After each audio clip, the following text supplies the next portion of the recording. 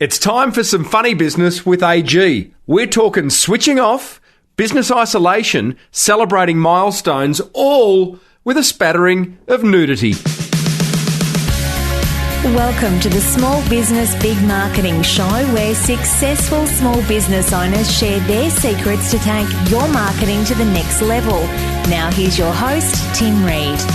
Welcome back, you motivated business owner, you, to the world's #1 marketing show. I am your host, Timbo Reid, and today it's a very, very special day because it is another episode 10 actually, of Funny Business. That is where I get together with that cheeky little monkey we lovingly referred to as AG, as Griffo, as Andrew Griffiths, #1 small business author in Australia, if not the world. So we've got a lot of topics to cover. I'm just going to head over, get through all this jungle muck. He lives up in Cairns, and we're going to talk cyclones very shortly, and head over to the monkey cage. You can hear them in the background there. They're a noisy bunch. He's the big one sitting in the corner under the tree. There he is. Griffo, how are you, mate? And they said our show, Funny Business wouldn't last 9 episodes, hey? How wrong? Well, don't get too cocky. This is 10. We've got to get through it. Yeah, and, true. Let's not put a number on it. We tried to do this last week, and in fact, you know what? They could have been right, almost, because you were stuck in the middle of a cyclone. Good old Cyclone Ida. Welcome to living in the harsh, wild extremes of Cairns. Jeez, mate. Tropical You were North Queensland. Under the pump. Mate, absolutely, but, we survived, we go on. We did attempt to try and do a funny business, but there was nothing funny, really, when I was screaming like a little girl, terrified, hiding under the couch, wondering if I would die, leaving everything to you in my will, standard kind of stuff. But, it always gets a bit blowy. A bit blowy, hey? Don't you love that? Our American listeners will go, you Australians, you're so laconic. Is that the right word? Laconic? That'll quite a work. good word. I like that. But it was a big one. And ITA, why ITA? Any reason? Oh, I think the people in the Weather Bureau just had a bit of a thing in it for Ida Buttrose, obviously. There's a bit of a thing there. She certainly creates a wake. But they're pretty wild. I don't know, though. We're all a bit terrified, and anyone who's come to North Queensland is not afraid of a cyclone until they've been through one. Right. And once they've been through one, everything changes. Yes. It gets serious. But in the old days, what used to happen, the minute they announced the cyclone, you had to rush to the bottle shop. That's where the blockage was. There were at the drive-in bottle shop. There was just chaos and pandemonium. Now we're a bit more sophisticated, and we just go and buy everything off the shelves at the local store. No milk, no water. The place in the world with the highest incidence, and I texted, I think, this to you last week whilst you were in the eye of the storm. The place in the world with the highest incidence of mental illness is also the windiest place in the world, and it's in Scotland. I don't know the name of it. If anyone does, please let us know. But there you go, mate. That wind does get up your Nelly, so to speak. We've got our own share of crazy in this neck of the woods. Don't you worry. We got plenty. I'm an advocate for it. Now, Griffo, we've got a bit to talk about today. Okay, we're going to talk a little bit. We're going to touch on this whole topic of webinars and being sold to. We've got a bit of a response on this pop-up store discussion that we had on the last episode of Funny Business. I want to talk to you about celebrity testimonials. You want to talk about be careful what you reflect. How do you switch off? We're going to talk about whether or not I should put together some celebration as I near episode 200 of this show. We've got a lot to cover, mate. We have.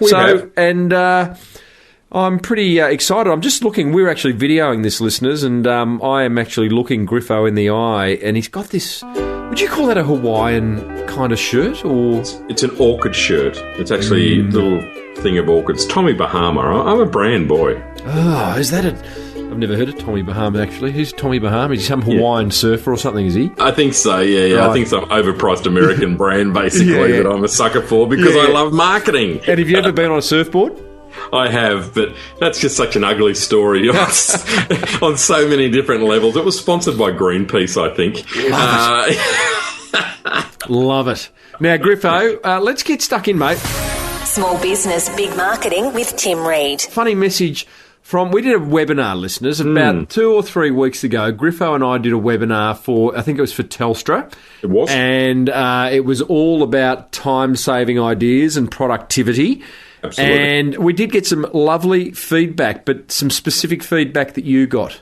Well, interesting, isn't it, mate? Because I think one of the things that, I don't know about our listeners here, but I assume that everyone are actually involved doing the odd webinar. You know, we're kind of used to, there's a lot of people promoting webinars. Every second email is about a webinar. And apart from the fact that half of them are so boring, I'd rather have my fingernails pulled off than listen in on them. But the real issue is that the feedback that I got from a number of people was how refreshing it was to sit in and listen to a webinar where they weren't being sold to.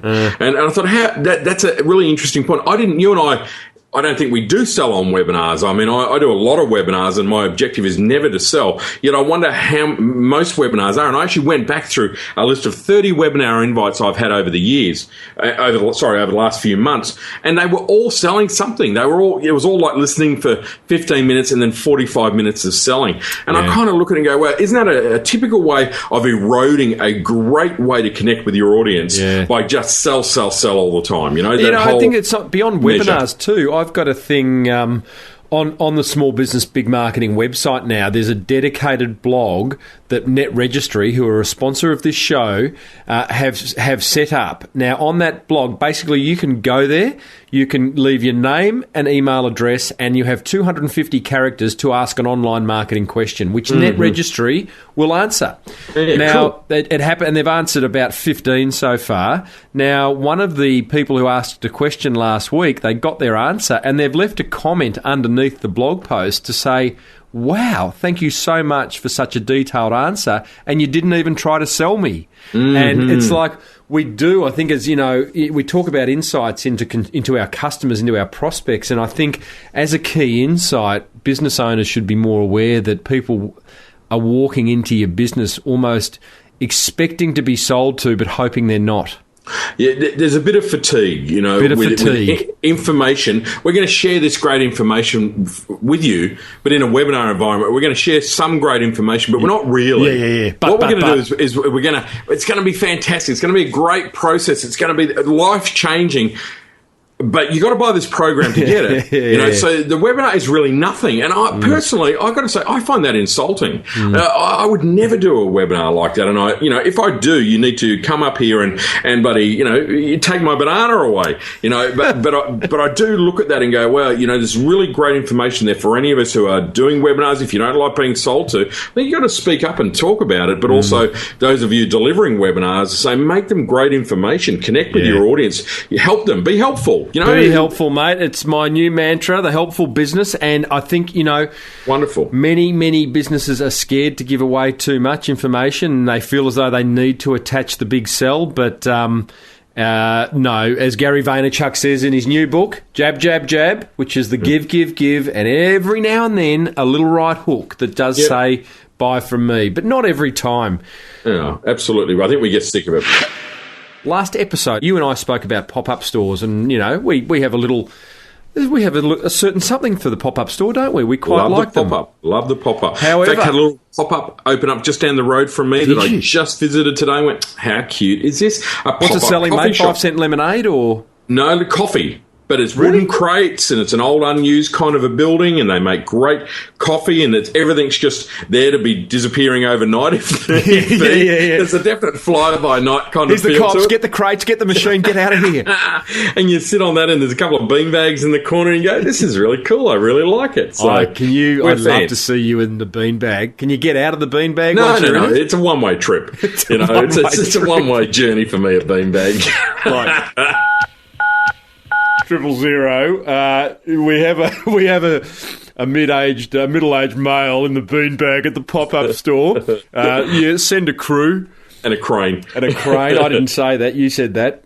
No, but listen, Bronwyn Reid, no relation, but I'll call her Reedy because I used to get called Reedy at school, or Reidos.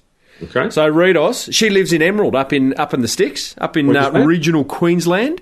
Nice. And she is a long-time listener of the show. She's also a forum member of the Small Business Big Marketing Forum, and she said, hey, Timbo, and it's directed at you too, Griffo, so you're not getting out of this one, mate.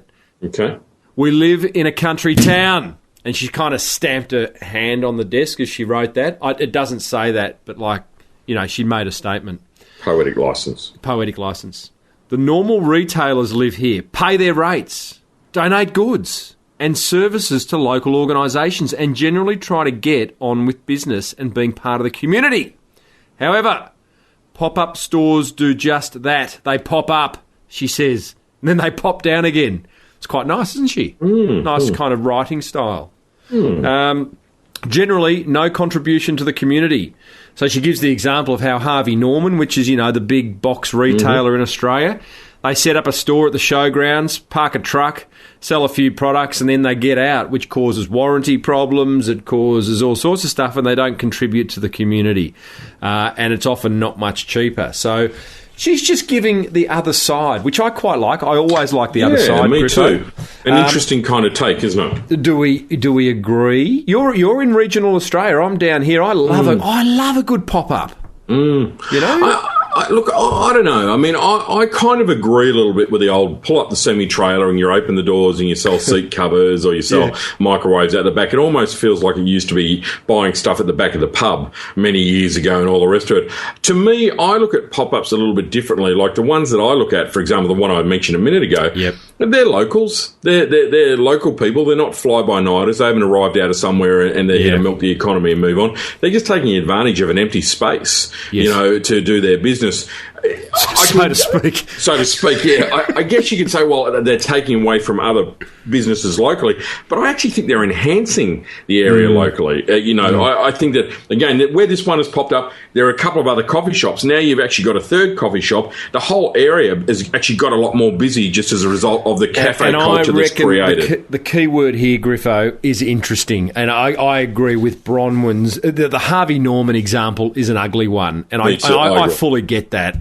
But if she'd given an example of the little beanbag coffee shop, it might have been different because the pop-up stores in the context of what we spoke about in the last episode of Funny Business, they were interesting and I think they add to the texture and the colour of an area. That's what I've seen. And as I said, we said last episode, the more local councils that kind of see the opportunity to open up some vacant spaces to people who could never afford retail space, I just think it's a win-win all round. So, and in Melbourne, last time one of the recent trips to Melbourne, when I bought some shoes from a pop-up, the interesting thing that I had breakfast at a cafe, walked out into the laneway, there's a pop-up there, and that pop-up, though, was actually a pop-up from an existing retailer who had a whole pile of stock. They found an empty little space they could rent for a few weeks and sell, excess stock. And I think it's actually not a bad strategy for existing businesses. I read recently about a place in America where a chiropractor goes around and sets up pop-ups. So what he does, literally, he's got his main practice area, but he goes into a different space as an empty shop or whatever, sets up as a chiropractor for a day,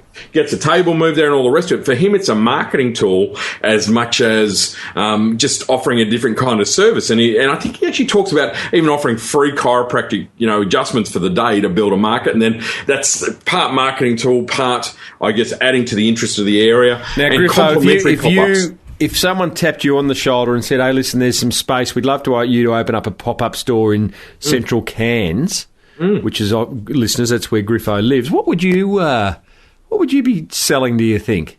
Would you just get up on your milk crate and start? You might turn it into some kind of soapbox, like they have in Hyde Park, where it could be Poets Corner or something. The world according to Griffo. I don't think anyone is going to be listening to that one. I think it's going to be a bit ugly. I was signing books though in Melbourne at Federation Square recently. No one asked you to. You just took a box of books, did you? And just signing books. And I was at an event signing all these books in this little room, and it was only in Melbourne could this happen. Well, I'm signing 500 books, and I looked up and there's this glass wall and there's a group of 100 people there looking in at the window at the guy signing the books. And it was one I thought, only in Melbourne can signing some books become a performance art. Yeah, well, so that's my backup career. When funny business stops being funny, I'm going to just find vacant shops and just sit in there and sign books. Massive assumption that funny business is funny. It's like, no, funny business is definitely funny now, but at some point it's going to stop being funny.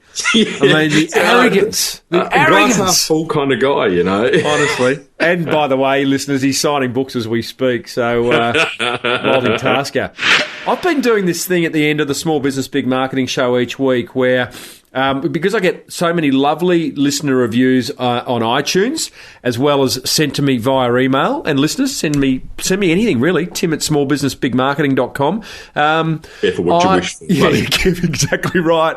I have then been going across to Fiverr and employing the services of celebrity voiceovers. Yeah. Oh, beautiful. So, of recent weeks, I've had Ron Burgundy. Well done, Timbo, on another great show. President Obama. Hello, this is Barack, your Commander-in-Chief. Nice. And I got an email from one of my forum members recently suggesting, and I won't mention his name, Meppy. That's his name. And he said I'm being a bit disrespectful. Well, he thought that I might be disrespectful. He said, these people are writing these wonderful words to you, Timbo, out of the goodness of their own heart because they love what you do. And you're getting some bloke out of America for $5 to read it as Ron Burgundy? What do you reckon? I love it. Oh, thank you. We move on. There you go, Mark. I think it's fabulous. So come on, we got to lighten up. We got to have a little bit more fun. I love the idea of Ron Burgundy, reading out testimonials and feedbacks. Oh, mate, if only it was the real Ron Burgundy, hey? You want to talk funny?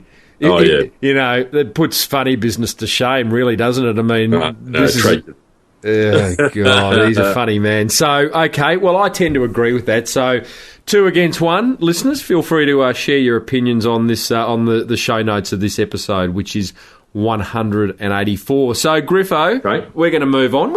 I'm ticking some boxes here. We're covering some ground.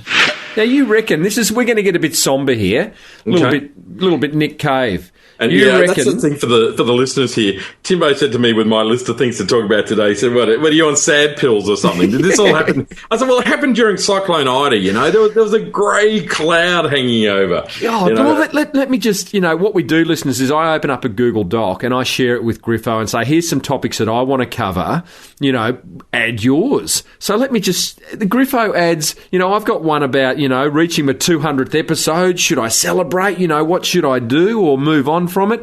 Griffo adds, be careful what you reflect. What's going on in your business is clear for everyone to see outside the business. His next one is, how do you switch off? Or don't you? And then his third one is, third and fourth, business isolation. And then the fourth, have you lost your mojo? Feeling flat? Lost your mojo? How do you get it back? I mean, Griffo, mate, this is the razor blade episode. This is the one. So hopefully we haven't lost any listeners yet. Bear with us, believe it. It does get positive in there somewhere. Can I just say, on that point, and we're going to cover some of those topics shortly, I interviewed a guy yesterday. Today's episode went out. Have you heard of a dentist, Paddy Lund? Oh, absolutely. He's legendary. Well, there you go. Legendary guy. He's the guy who turns the entire service dentistry industry on its ear. He did it. Amazing guy. There was a day in his life about 10, 12 years ago where he decided he's going to kill himself. He explored all the ways. He'd figured out how. And instead, he chose to create a happy business. And so why am I telling you that? Because, listeners, you would have heard that episode by now. But he did. This was turning into a sombre episode. We promise it won't be. We promise there'll be laughs. But that was amazing. I'm going to actually refer to what Paddy did later because it's relevant to one of your topics. So, Griffo, talk to me about this be careful what you reflect issue that's on your mind. This is an interesting one, and I've written a few articles about this in the past, 4 or 5 months. And I think for me, what I look at this whole concept of when we're inside our business and everything's kind of happening and all the rest of it is going on, we have good days, we have bad days, we have challenges, we have, that whole combination of different things. But one of the problems that I think we have to be really careful of is we think that no one else sees what's going on in our head. So, if you're a chef in a restaurant, you're having a bad day, we think that we can hide it. If you're doing it a bit tough financially, going, I can hide that. No one else really knows. Or if you're, just feeling sad and sorry and lost that kind of oomph about it, no one else will know. I can act, I can cover it up. And the reality is I don't think we can. I don't think we're as good at kind of hiding those things as we think we are. And I think it actually does have a big impact. Like, I think most of us are pretty good sixth sense-wise to be able to walk into a business and get a bit of a somber feeling if things are not going well. Mm-hmm. You know, we can kind of pick up on the vibe. Something's wrong. Something's going on here. It's not good. And as human beings, we don't kind of like to go in. We don't like to buy from businesses that are going bad or that there's some kind of problem internally happening in there. So I think what I'm trying to say in this one is whatever is going on in our world, we do have to be a little bit careful about what are we reflecting outwards. And I see this manifesting in many ways, whether it be, you know, owners being grumpy with staff, whether it's be the service used to be great, now it's lousy. You know, what's happened? What's kind of changed? Or you go to a restaurant, keep using a restaurant example. One day the food's great, the next day the food's horrible. You know, it's a reflection of that internal stuff. So, do you suggest you continue to hide it? Obviously, fix how you're feeling is a good thing, but that's easier said than done. Or do you suggest being totally transparent and just be how you feel? Put out how you feel. Don't hide it. I think that you've got to understand how important it is that you address it and fix it. Right. That's what I'm really trying to say. I think I was listening to someone the other day at a newsagent's, and I was waiting to buy a paper or something, and the lady in front of me was being served, and she asked the chap serving, how's things going? He said, it's terrible. You know, we're on the verge of shutting down. We're going to shut the shop. It's, you know, it's terrible. It's rah. And I kind of went, wow, man, what a self-fulfilling prophecy. Yeah. Now, I understand where he was coming from, and I get how terrible that situation is to be, and I've certainly been in that same space. I understand what it's like. But all that does is just scare people away. It just makes it worse. The Jungle Telegraph, the bush drums, everyone starts saying, I heard that the business is going to close down, rah. It doesn't help the situation at all to be saying that. It's far better to be kind of doing something about it and understanding that headspace is actually going to make the business close more than anything else. And I guess that's really where I'm trying to come from on this one is if there's stuff going on in your business and you think no one from the outside is onto it, they are onto it, and you've got to kind of really be making a point of changing what's happening. Whether it's you have run out of steam, or you're doing it tough financially, or whatever it might be, you got to drive that forward, and you got to do something about it, because it will become a self-fulfilling prophecy if you don't do something about it. Yeah. And on the other side of that coin, the guy at the newsagent may have been telling that lady, although you were in earshot, maybe he didn't see you because you didn't have that shirt on. You might have had something. Shrinking violet. But he might have been picking her as someone who he thought may be able to help. So it's such a two-sided coin, because you sit on something and let it stew, then that becomes a pressure cooker and just goes nowhere except explodes. But yes, definitely fix it. Definitely address it. You know, I think you and I have both said on alternate occasions, like, we've got to get it out of our comfort zone. We've got to continue to develop, do personal development, seek ideas from elsewhere, because it gets us out of ruts. It does, and I think that we underestimate consumers is what this comes back to. We underestimate our customers.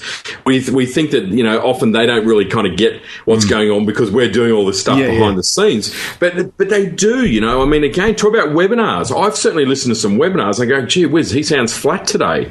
Really sounds kind of down. He didn't really kind of believe what he was saying as much, you know.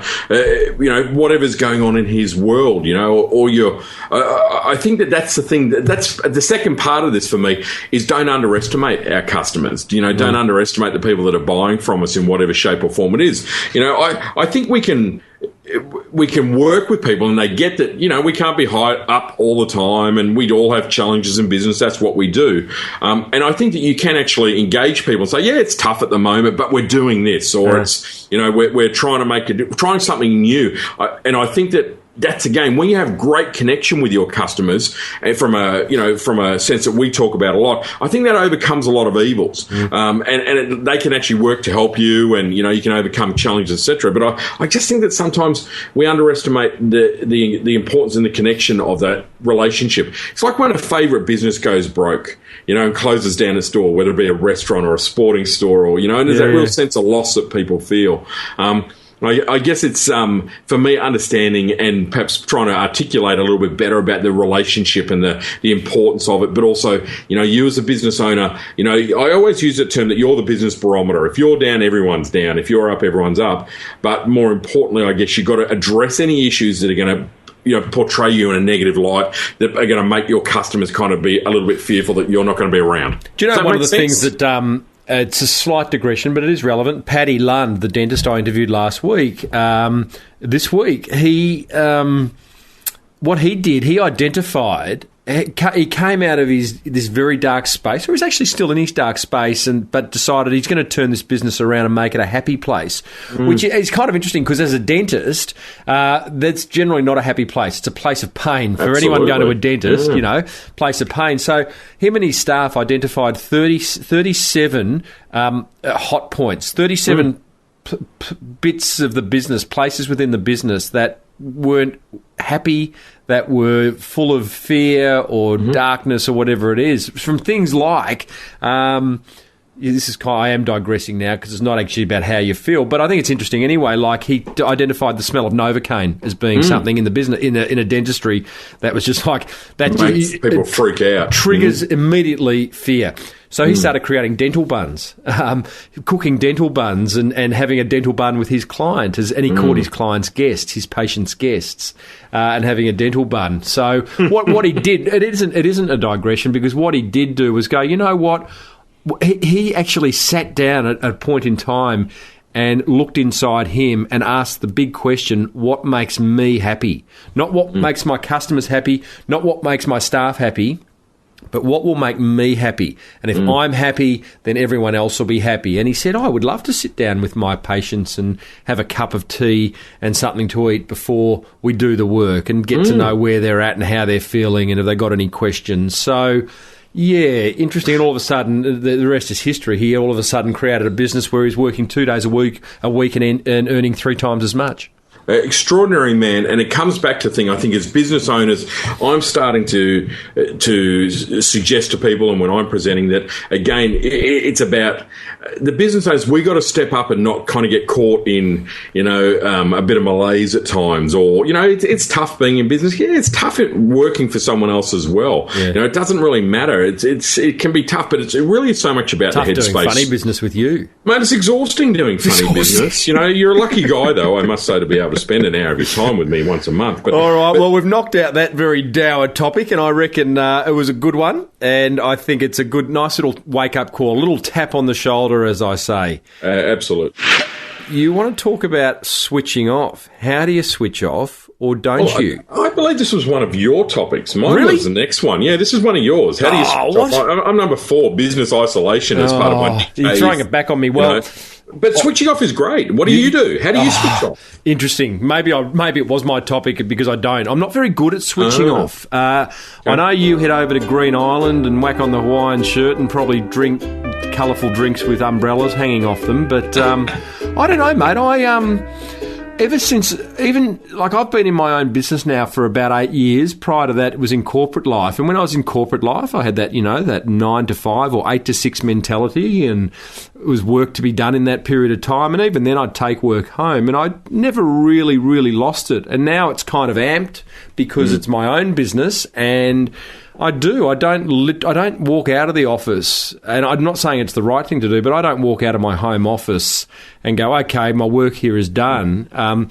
Generally I'll be thinking about something that's business related, not 24/7, but switching off is an interesting one. I do make a point of turning the phone off or leaving the phone behind, because even having that kind of that connection to the rest of the world sometimes just gives me the irrits. So nice to leave that behind, but I'm not as good at it as I could be. It's a tough one, though, isn't it? I think for me the key is figuring out what is your thing, that recharges your batteries, as opposed to maybe switching off. I think that's what I think is difficult for some people. They don't know what is it that recharges my batteries, what is it that actually makes me feel better about myself or lets me feel rejuvenated. And I think if you don't know what that is, it's difficult. I remember I came out of a really, really very stressful period in my life where I was just a complete workaholic. I wrote a book, How to Have a Business and a Life. And I remember, part of that gig was I wasn't going to work weekends anymore. And I was working 6 a.m. till midnight every day, 7 days a week. Ridiculous. You're not sustainable. You just kill yourself. And so that was the thing. I thought, right, I work Monday to Friday. My first weekend off, I remember it was a Saturday morning, and I'm sitting around at home, and it's 5 o'clock. I get up at 5 o'clock. That's what I do. So by 5:15, I've had a cup of tea going, what am I going to do today? And I've got this whole day ahead of me to figure out what the hell am I going to do. And I had no idea, well, what do you do when you have a day off? What do you do to relax? I thought, okay, well, I'll do a few things. So I thought I'll go and have breakfast or do something. And then, of course, it's 6:15, and the second hand is taking it out to go around. And it took me, I think, months and months to actually understand how to relax and how to really recharge my batteries. And I think business owners in general really struggle with this because our business is a 24-hour day, 7-day a week thing. You can't really just, if you got thinking about it, you're thinking about it. I won't think about my business. I won't think about my business. I won't think about my business. You're thinking about it. Damn it, I'm thinking about it. Yeah, it's like it's such a part of it. Or you get two business owners in a room, and the first thing we start talking about is our business.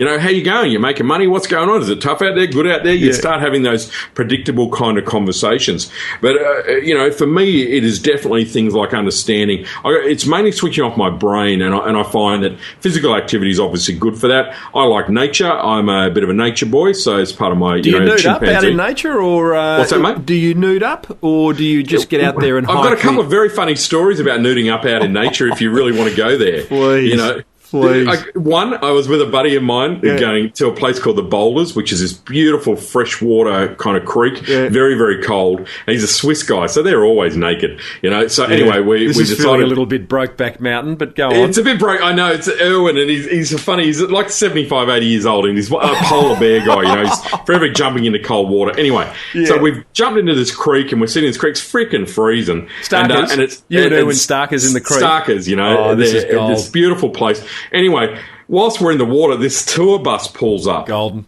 And it's like filled with 75, 80-year-old women start piling out of this bus and setting up on the bank of this creek where we're in the water, like they're having a picnic. And, of course, they're setting up for the duration. This is not a casual, we're setting up for 15 minutes. Erwin's skin and bones. He's turned blue. He's going to pass out at any stage of the game. I'm freezing. At some stage, there was no choice for us but to both walk out of the door through these ladies, through to our towels and stuff. They gave us a round of applause. Golden. It was just hilarious. Classic, beautiful, hilarious. I have my late father-in-law. He was a very large man, and they lived in a city, in a suburb in Melbourne called South Yarra. And in the mornings, often a crisp spring morning, there'd be hot air balloons, going around the city. Seen them. Yeah, okay. So he wandered out about 6 a.m. one crisp spring morning for a little dip in the pool because there's never anyone around then, ever. Everyone's asleep. And all he could hear was, oh, look, And he goes, where is that coming from? And he looked up and there was a hot air balloon about 50 metres above the pool trying to get a bit of height. So you've got to watch that nude workout in nature. How on earth? Oh, because you were telling us you like to switch off in nature. So nature's a thing there. I mean, something that I find though too is also manage it during the day. Something that was really pivotal for me in terms of de-stressing and starting nicer was that, and you and I have spoken about this, I think, in a few other places, was just holding out on checking your email. I try and hold out till 9, 10 o'clock in the morning before I check my email, and I just find that just by rolling over and checking your email, you're stressed from the minute you touch your phone. I just find having that 2 or 3 hours just to get my thing together. That would cause many a business person anxiety. I know, and it's very hard to break that routine. I was a wake up at 3 o'clock in the morning, check your emails kind of guy for a number of years, and I'm just over it, because I realised so many of the messages, none of them are that important. I'm an author. I'm not a brain surgeon. Might have been there. So what's that, mate? One of my emails might have been there. That might have been important. I doubt it. I doubt it. I would just delete it anyway. Delete. Come back. Like select or delete. See if he sends it again. Hey, speaking of nudity, Flying Solo have a work in the nude day, which I think is quite fun. I agree. And then they ask you to actually take a photo of yourself working in the nude. And they posted on their Facebook page, which I did last year. I positioned my microphone quite cleverly, Griffo, if you know what I mean. You use a lapel microphone, don't you? Yeah. No, it's really big. A little bit of presenter humour there, folks. Lapel microphones are very small. Just make sure. Griffo, don't explain your joke. I know. It's the worst thing. There's nothing worse than someone explaining a joke. I thought you were better than that. No, you know that. Hey, listen, while we're on the topic of I mentioned Flying Solo. They're a partner of this show. I would love it if we could just give our sponsors a little bit of love, because we couldn't have these nude conversations without the help of Net Registry and Swiftly. So I don't know whether you know, but Net Registry make this show possible, have done for a couple of years. Love the net. You love the net. Hey? Love the net. Done a bit of work, written articles for them over the years. Yes. I presented at their launch of a magazine a while back, a new format and stuff like that. That is a ripper magazine. That's called Net Magazine, N-E-T-T. I write for that each month. And, in fact, next month they are going to do a podcast feature article. And what I love about it is that you get a 6-month free subscription to it, just whatever you buy from Net Registry. It could be a domain name. Cool. And it actually is of a very high quality. So, Net Registry pretty much there, mate, to get your online marketing sorted, as I say. Beautiful. And I would encourage people listening to this to head over to smallbusinessbigmarketing.com and click on the Net Registry button, which will take them to the online blog, and they can ask any online marketing question they want, and Net Registry will answer it. No sell. No sell. Nice. Good on your net. Just value. Did you call them net? Do you abbreviate everything? That's cool, I'm just kind of cool. You probably haven't figured that out yet, No, well, you've told me you're funny, and now you're telling funny me you're cool. But I can, and even with the guys at Flying Solo, I love the Flying Solo guys. I mean, I've got a couple of articles going in with those guys soon about how to do interviews. So I must read them. How to prepare for interviews, how to deliver a killer interview, how to do interviews on the spot, all that kind of interview type stuff. So, because more and more people are having that opportunity to be interviewed. I mean, you're a master of interviews. What do you think? So, I love interviewing. Clearly I love interviewing. It's at the heart of this show. But I often, when I'm preparing my interviews for each week's episode, one question that I continue to have this internal debate every week is, should I open up with what I'd call a relaxing break the ice question, or do we go straight in to, so tell me about, how you built the business? So a break the ice question is, for example, what's your superpower? Mm-hmm. And it generally results in a bit of a laugh, a bit of banter. You can feel the guest relaxing into it, and then we slowly, and then it'll generally take us somewhere that ends up in a business conversation. Versus, I think if you listen to Paddy Lund interview just done, I couldn't really find. I just felt as though I needed to go straight into a business discussion. Mm-hmm. What's your view? I like it. I've been interviewed many times, and I've got to say I really do love the ones that are a little bit more quirky. They're a little bit that make me laugh, that make me think a little bit. I think it just relaxes you when you're being interviewed, because it is quite stressful to be interviewed, because you want to give the right answer and you want to. There's a first world problem. Yeah, isn't it? Yeah, absolutely.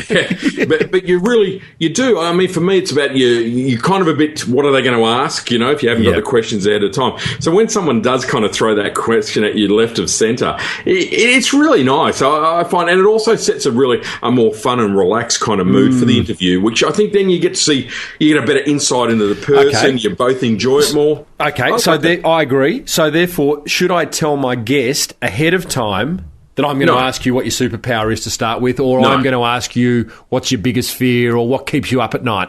No, I don't think so, because then it becomes a scripted answer. They've thought about it long and hard, and I go, I'm terrified of koala bears, koalas, and it's like, it feels too scripted. I think it's got to be spontaneous. Yeah. Are you scared of koalas?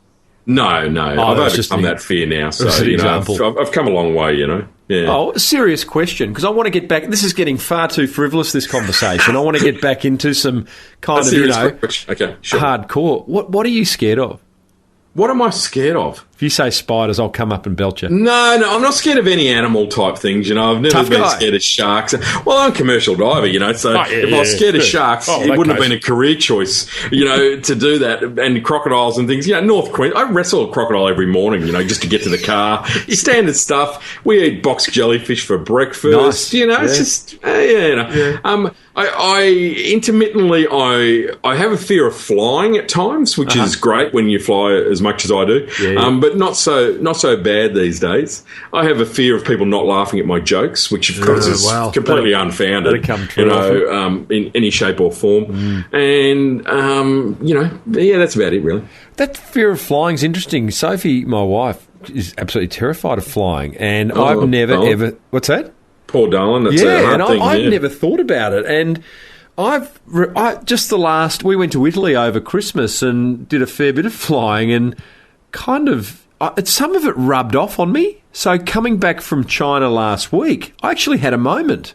I had a moment where I actually dissected the fact that, aren't these people from Boeing clever? They've made this room look like it's not 35,000 feet in the air, but in actual fact, 3 metres below us is nothing. It's a long way down. It's a long way down. And I did actually have this moment. I was trying to go to sleep, and the old heart increased, and so that's interesting. That's what they invented red wine for, to help overcome the fear of flying. But I don't know. I mean, I'm better at it. But again, it links back, though, funnily enough, to that how do you switch off and that relaxation kind of thing, is being able to learn. And I just reprogram myself to overcome the fact that being on a plane is not a fearful thing, but as a positive thing. And looking at, I can disconnect, I can get stuff done, I can close my eyes and have a sleep, I can read a book, I can relax. So I look forward to it as opposed to being, write a book. Sign. You could sign a few books. I could sign a whole pile of books. Good point. You could stand up and deliver some kind of stand-up comedy routine, being the funny guy you are. We could start doing presentations on aeroplanes. I reckon there's an opportunity there. I like that. What do they call it? An audience when they can't go anywhere? Yeah, captive audience. A captive audience. It'd be like a scene out of Flying High, I think, for anyone who remembers that movie. That would be hilarious. Great. And the guy slowly, he pours petrol on himself and then holds the match above his head. No. Oh, yeah. Too much frivolity. Let's talk business isolation. What is it? How do you cope? Well, isn't that a funny kind of a topic? I remember doing an interview about interviews a few years ago, probably, 7 or 8 years ago, with Rob Gerish from Flying Solo, and it was around business isolation. What is it? What's the challenge? And to me, I guess the easiest way to identify it, and it's a problem because there's so many people now working from home. This is a really new phenomenon. There's many, many people, and I think in the next few years, we're going to see piles more people working from home. Terrible English, but you know what I mean. And that whole concept being that, we're working away. You and I both work from home. We understand what it's like. You can spend a whole day at home. If you don't have a reason to go out, you could spend a whole week at home or a whole fortnight at home. And you can become somewhat isolated. Fortunately, we live in an internet-based world where we can have that connection, that social media side of things. You can kind of get out digitally or virtually, I guess, is perhaps the way to look at it. Probably not digitally. That would be weird. That'd be like the Matrix. Yeah, that's right. There's a whole lot of ones and zeros walking out the door. You're more across this, this newfangled kind of intranets than I am. But I look at that and go, well, you have to learn how to overcome that. Just as we talked about switching off and all the rest of it, I see this trend in the world where people are saying, well, isolation's a problem because not just because you're on your own. It's not just about being, it's sad that I'm on my own. It's a lot more about the fact of you need stimulation. You need to kind of be getting ideas and support from other people, hence the rise in co-working spaces. There's a lot of people. I'm just editing some books around that concept at the moment or helping some people with writing them around the benefits. And I read this one great synopsis just talking about all the benefits of being able to go in and work in a co-working or a shared facility. There was so much more than just the idea of, I just want to hang around and have a cup of tea with Timbo.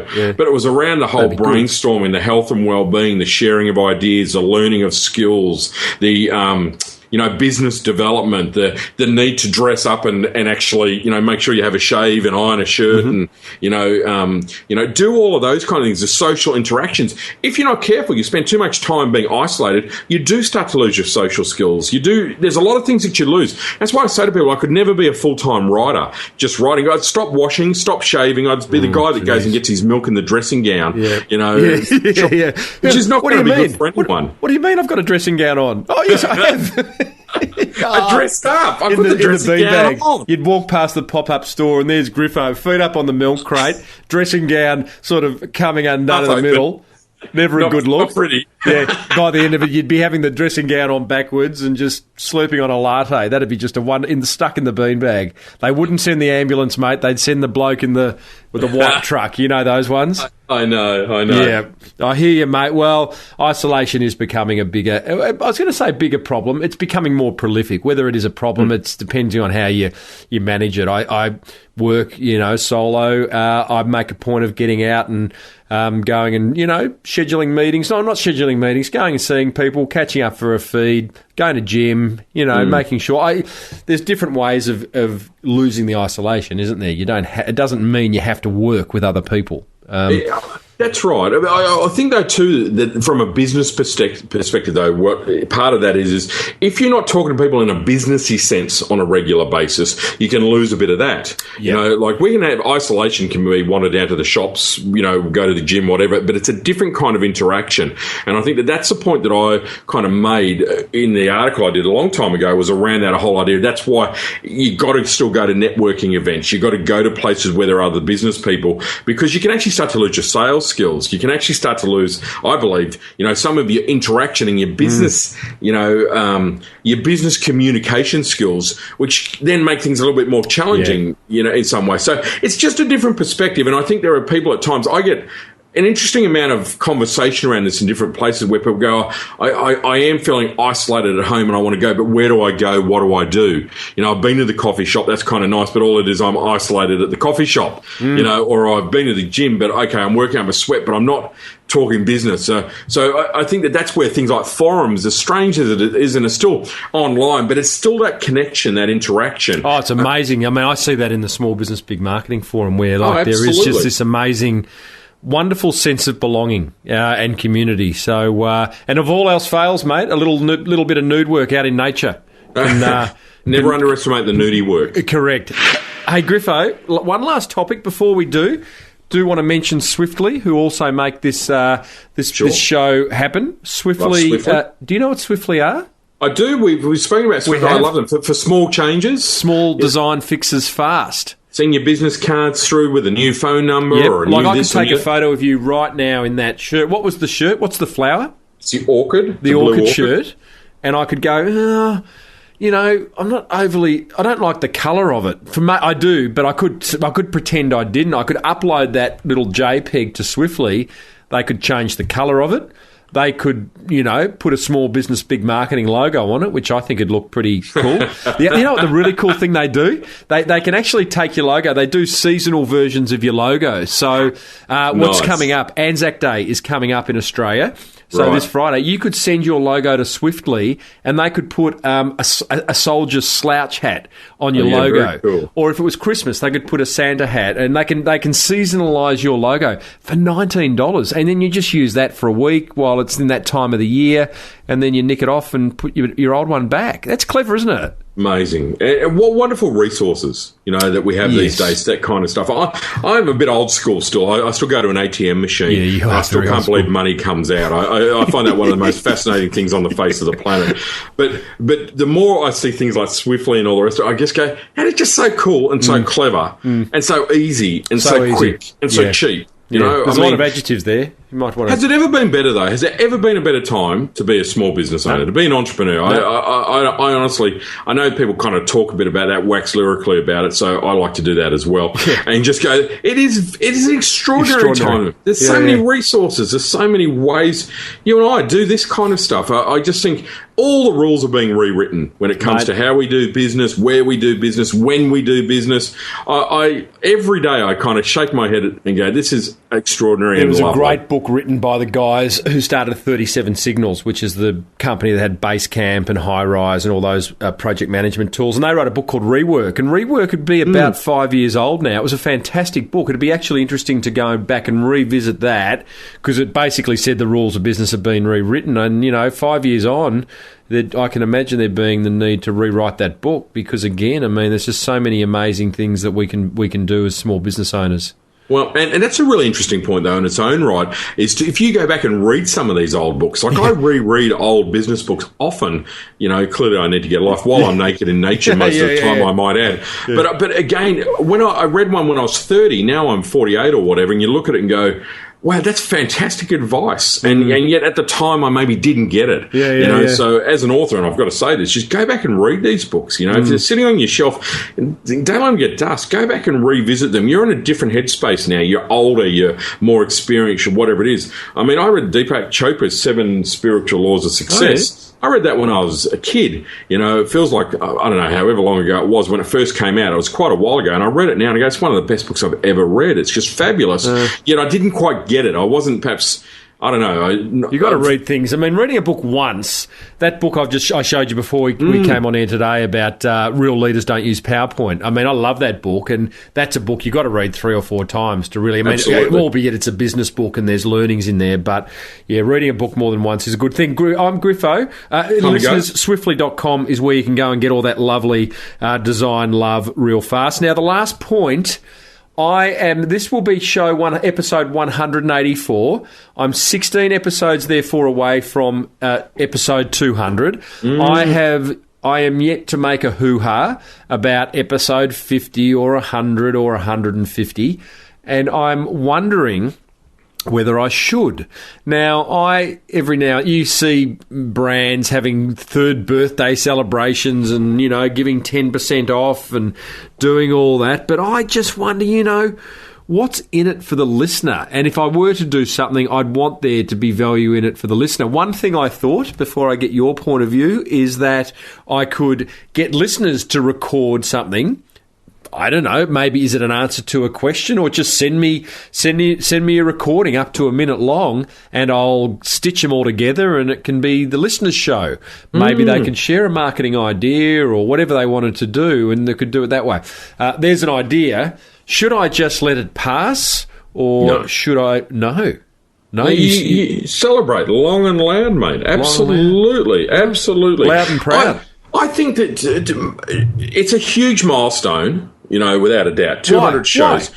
Because you've done an extraordinary number of interviews. There's a lot of funny in there, I might add, as well. 10 episodes of enormous hilarity in there as well. But the sheer amount of information, the following, I don't go anywhere around Australia without someone coming up to me and saying, hey, listen to Timbo Reid, love funny business, love the marketing, small business, big marketing podcast, just love it. I think if you're not celebrating, I think it's a bit unfair on your followers. I think it's a bit unfair on your fans. I think people want the chance to celebrate with us. And again, folks, tell me if you think otherwise, but I think we should definitely be having a celebration and acknowledgement of it. And I don't think we do enough of that in this country as entrepreneurs in Australia. In other parts of the world, I think people do, but celebrate your milestones. I think it's an extraordinary achievement, mate. I think it's a real credit for you. It's a huge body of work. Thank you. And it should be celebrated. I want to come to the party. Okay, that's lovely. Thank you. And it's certainly the thing that you said resonated the most was, I'd be doing disservice to my listeners, and I would never want to do that. Why is 200? Why is 250 a better number? Is should I wait to 500? Should I celebrate every show as if it's the last? Well, you never know. There's a sense of optimism in there. Today has been dark. Treat it like it's the last. Correct. I think milestones are kind of nice. Right. 100, you haven't celebrated 50, 100 or 150. Well, you got to celebrate something sooner or later. 200's, just from now on, there'll be 200% more information. We'll be 200% more funny. Like it'll not hard. You just got to do it. I'm sorry, it's not negotiable. It's got to be celebrated. All right. Well, listeners, if you agree, if you don't agree, let me know. Go to the show notes for episode 184. And let me know. And if you think I should celebrate it, or we should celebrate it, then what should we do? I'd love some ideas. I don't mind the idea of getting you to send in your audio, and maybe it's a marketing tip or whatever you want to share. that would be fun. But, yeah, I would love to I don't want to necessarily own the idea, and I'll be happy to go loud and proud. So, and maybe that's a way to do it, isn't it? Throw it open to the people that make the show. I mean, if no one was listening, there wouldn't be a show. And I know that can be a little bit cliched, but it's really true. I think that, give it back to the folks. I think that's a wonderful, wonderful idea. So some requests, some strange things. You could always do the predictable clip show. How terrible would that be? What's that? When the day, where you clip together the highlights of the top 200, of the first 200 episodes. There's some pretty good dad jokes. My listeners every now and then remind me that I'm pretty good at the dad jokes, so I could just do, 200, a whole show of Tim Reid dad jokes. Not pretty. Not pretty. All right, buddy. Well, listen, those monkeys I can start to hear in the background are getting a little bit antsy. You're sitting there. You've been sitting there under that tree like the big, what is it? The big ape. I'm trying to think of... I'm just going to watch you. And I'm going to say, folks, that Tim hasn't said this, but Timbo has been coughing and spluttering like a cheap two-stroke engine. He's been sick as a dog, and I said to him beforehand, mate, do you really want to do this? And like a true veteran, a soldier, he's battled on there through this entire traumatising podcast. Has he stopped smiling? Never. He's a man with the flu. We all know what that means. He could have died at any moment during that podcast. I have been riding the fart button on my microphone, Griffo, like no tomorrow. You've seen me blowing my nose and sneezing. No one else has. I wonder whether we have recorded the video of this too, so it may well just find its way onto YouTube. Probably go viral, Griffo. I don't know. Now, mate, enough silliness. Enough seriousness. That has been another episode of Funny Business. Is there any... You have spoken. I tell you what, mate, I don't know whether you've drawn breath. I'm going to give you... the length of a tweet to wrap things up. You've got 140 characters. The monkeys are getting noisy in the background, so you want to hurry, mate. I'm going to leave it on our note here. I'm going to say, folks, celebrate. Just be loud and proud of everything that you're doing. That's in business, in life, in podcasting. That's my take on today.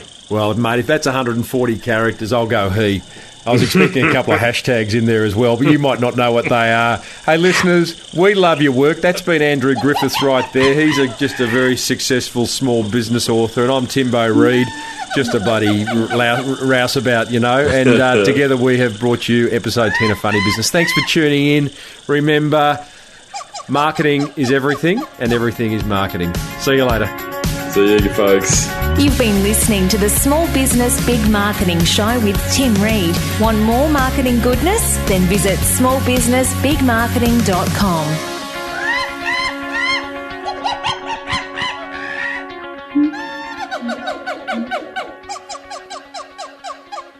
smallbusinessbigmarketing.com